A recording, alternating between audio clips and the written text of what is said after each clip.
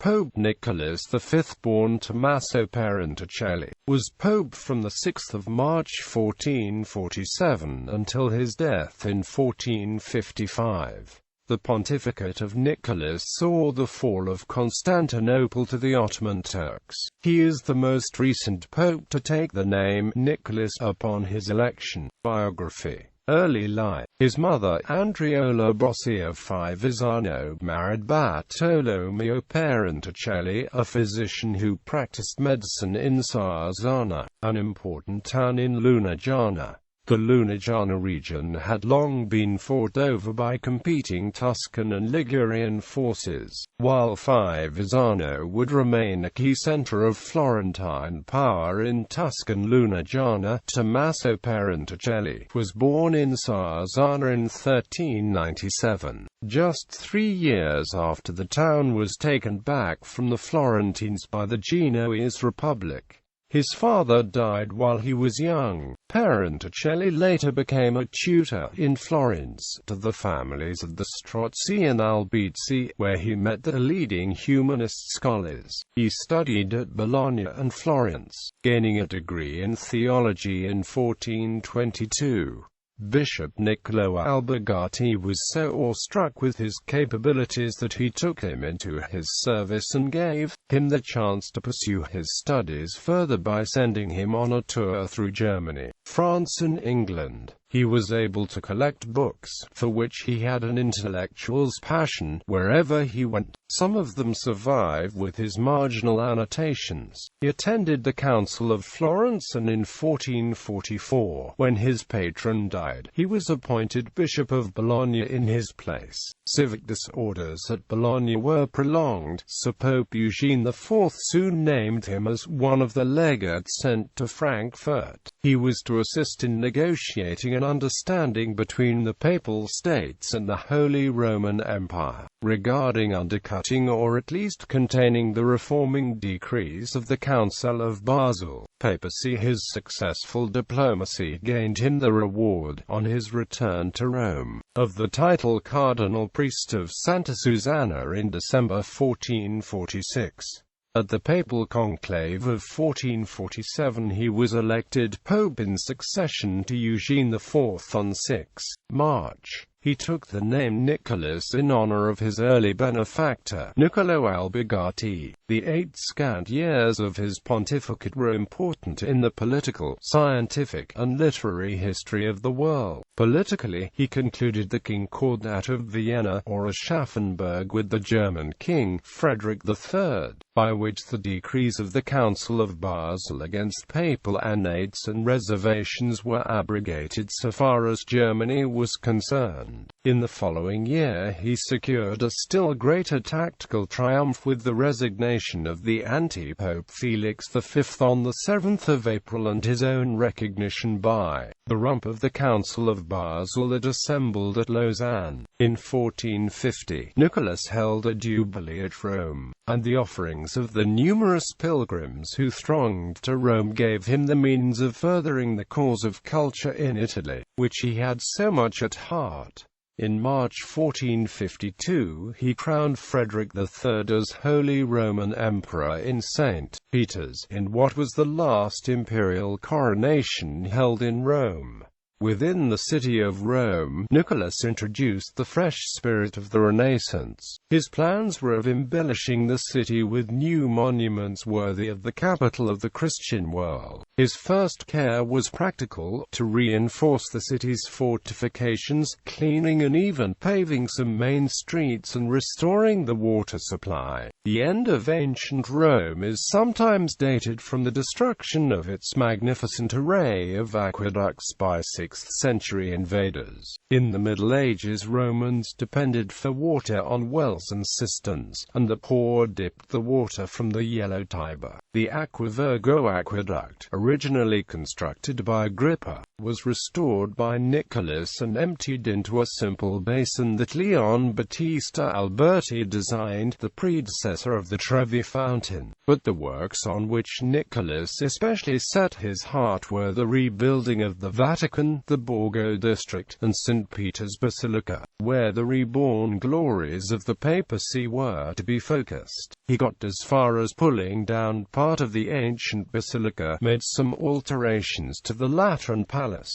and laid up 2,522 cartloads of marble from the dilapidated Colosseum for use in the late constructions. Under the generous patronage of Nicholas, humanism made rapid strides as well. The new humanist learning had been hitherto looked on with suspicion in Rome, a possible source of schism and heresy from an unhealthy interest in paganism. For Nicholas, humanism became a tool for the cultural aggrandizement of the Christian capital, and he sent emissaries to the east to attract Greek scholars after the fall of Constantinople. The Pope also employed Lorenzo Valla to translate Greek histories, pagan as well as Christian, into Latin. This industry, coming just before the dawn of printing, contributed enormously to the sudden expansion of the intellectual horizon. Nicholas, with assistance from Enoch of Ascoli and Giovanni Tortelli, founded a library of 9,000 volumes, including manuscripts rescued from the Turks after the fall of Constantinople. The Pope himself was a man of vast erudition, and his friend Aeneas Silvius Piccolomini, later Pope Pius II, said of him that what he does not know is outside the range of human knowledge. Pope Nicholas was also important in establishing the Vatican Library and protecting scholars who came to study the works found there. He saved many Greek works and writing, using the library as a safe haven for them during the time period. He was compelled, however, to add that the luster of his pontificate would be forever dulled by the fall of Constantinople, which the Turks took in 1453.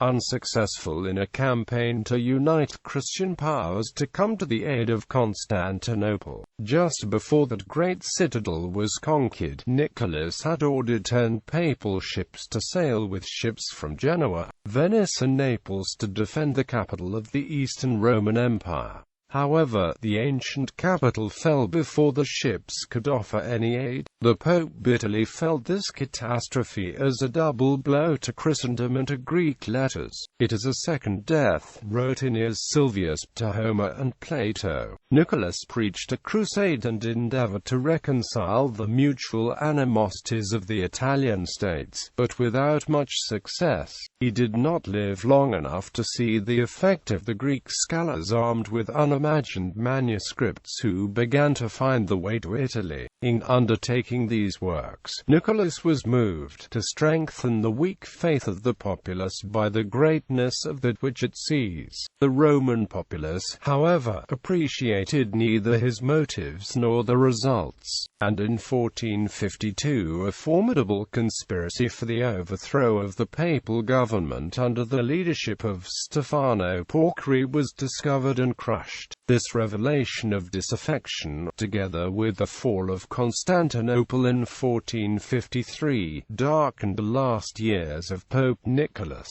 As Thomas of Sarzana, he said, "I had more happiness in a day than now in a whole year." Pope Nicholas V and slavery. In late spring of 1452, Byzantine Emperor Constantine XI wrote to Pope Nicholas for help against the impending siege by Ottoman Sultan Mehmed II. Nicholas issued the bull Dum Diverses, authorizing King Alfonso V of Portugal to attack, conquer, and subjugate Saracens, pagans and other enemies of Christ wherever they may be found. Issued less than a year before the fall of Constantinople in 1453, the bull may have been intended to begin another crusade against the Ottoman Empire. Ownership of the Canary Islands continued to be a source of dispute between Spain and Portugal, and Nicholas was asked to settle the matter, ultimately in favor of the Portuguese.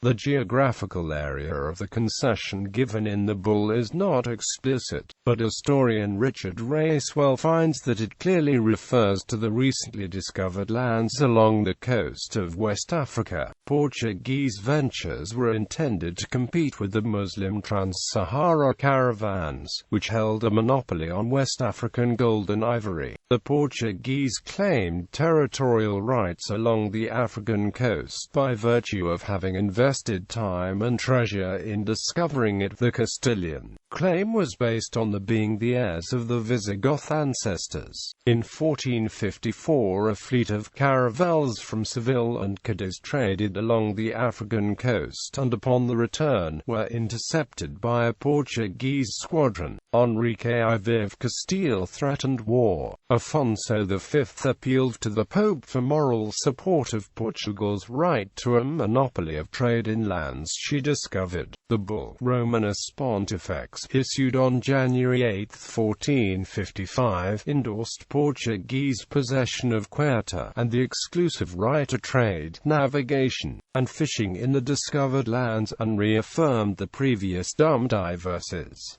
It granted permission to Afonso and his heirs to make purchases and sales of any things and goods, and victuals whatsoever, as it may seem fit, with any Saracens and infidels in said regions, provided they be not iron instruments, wood used for construction, cordage, ships, and any kinds of armor.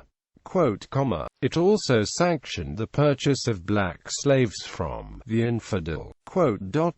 Many Guineamen and other Negroes, taken by force, and some by barter of unprohibited articles, or by other lawful contract of purchase, have been converted to the Catholic faith, and it is hoped, by the help of divine mercy, that if such progress be continued with them, either those peoples will be converted to the faith, or at least the souls of many of them will be gained for Christ. The bull conferred exclusive trading rights to the Portuguese between Morocco and the Indies, with the rights to conquer and convert the inhabitants, a significant concession given by Nicholas in a brief issued to King Alfonso in 1454 extended the rights granted to existing territories to all those that might be taken in the future. It has been argued that collectively the two bulls issued by Nicholas gave the Portuguese the rights to acquire slaves along the African coast by force of trade. The concessions given in them were confirmed by bulls issued by Pope Calixtus III, Sixtus IV, and Leo X, and they became the models for subsequent bulls issued by Pope Alexander VI,